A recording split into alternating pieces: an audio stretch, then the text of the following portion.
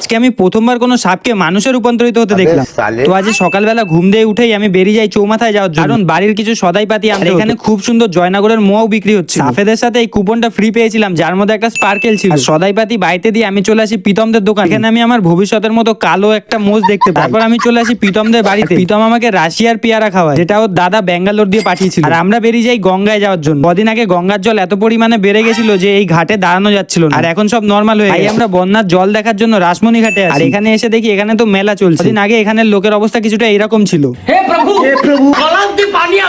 আমরা কিছুক্ষণ ঘাটে আড্ডা দেওয়ার পর চলে আসি বাড়িতে। এসে খেয়ে নিয়ে একটু গুড় কাটলো মা আমার জন্য নিয়ে এসেছে। কদিন আগে আমাদের এখানে একটা আঁকার প্রতিযোগিতা হয়েছিল। প্রতিযোগিতায় এই ছেলেটা ফার্স্ট, তাই আমি ওকে একটা মালা পরিয়ে দিই। বাচ্চা কাচ্চাদের নিয়ে চলে আসি আমাদের বাড়িতে, কারণ ওরা রয়্যাল ফল খাবে বলছিল। এখন এই ফলের সিজন না হয় গাছে এগুলো খুব কম ছিল, কিন্তু যা ছিল তাইতেই চলে। ভগবানের দেওয়া সুন্দর হাইটের কারণে আমি দাঁড়িয়ে দাঁড়িয়ে এই ফলগুলো পেরে নিচ্ছিলাম। আমরা ফল খাই, আর আপনারা এরকম মিনি ব্লগ দেখার জন্য আমাকে সাবস্ক্রাইব